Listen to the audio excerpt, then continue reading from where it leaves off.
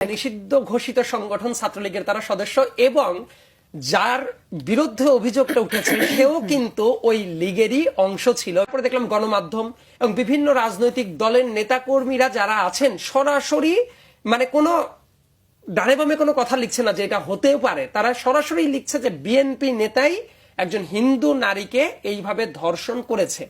তার মিনিং হলো এইটা তারা আবার পোস্টগুলো সরিয়ে ফেলছে। এমনকি মূলধারার গণমাধ্যম জেসিনা আমি দেখলাম এবং কোন সাধারণ কর্মীরা এটা করছে না। ইভেন আপনার শিবিরের সাবেক সভাপতি, ঢাকা ইউনিভার্সিটির এখনকার সভাপতি বোধহয় এই ধরনের পোস্ট দিয়েছে। আমি যতটুকু তারা এখন পর্যন্ত এটা দুঃখ প্রকাশ করেছে আমি দেখি নাই। কিন্তু আরেকটা বড় যেটা আলাপ, কালের কণ্ঠের মতো পত্রিকা তারা যখন এটা আবার সরিয়ে ফেললো, সারা পৃথিবী জুড়ে গণমাধ্যমের কিন্তু একটা স্ট্যান্ডার্ড আছে। একটা নিউজ যদি কোনো কারণে এইভাবে সরিয়ে নিতে হয় সেটার একটা ব্যাখ্যা দিতে হয়, কিন্তু কোনো ব্যাখ্যা ছাড়া এই নিউজটা যখন সরিয়ে ফেলা হলো, যে ড্যামেজটা হয়ে গেল সেই ড্যামেজটার ক্ষতিপূরণ কে দিবে?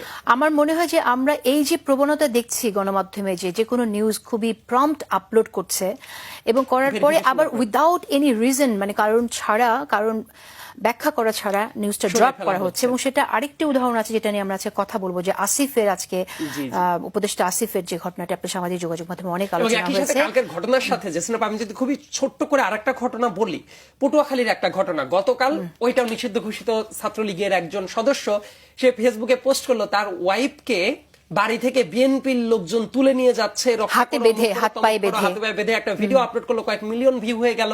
এবং পরবর্তীতে দেখা গেল যে এইটা আসলে বিএনপির সাথে পলিটিক্যাল কোনো সম্পর্ক না, তারা পালিয়ে গিয়ে বিয়ে করেছিল এবং সে তো যেহেতু ছাত্রলীগ করতো সেই এলাকা থেকে পলাতক, তার ওয়াইফকে তার বাপের বাড়ির লোকজন তারা নিয়ে যাচ্ছে।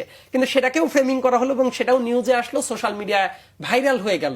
কিন্তু এইটার ছড়িয়ে যাওয়ার পরের যে স্টেপগুলো নেওয়ার, সেই স্টেপটা দেখা যাচ্ছে এবং এই কারণে দেখবেন সোশ্যাল মিডিয়ার মাধ্যমে আমরা এখন আলোচনা করছি এই যে ভাইরাল হয়ে গেল, রাজনৈতিক দলকে দোষারোপ করা হচ্ছে। কিন্তু যে মেয়েটার আসলে হাত পা বেঁধে নিয়ে গিয়েছিল সেই মেয়েটার আসলে কেন, সে তো ভুক্তভোগী, তাকে নিয়ে কিন্তু কথা হচ্ছে না, তাকে নিয়ে আলোচনা হচ্ছে না।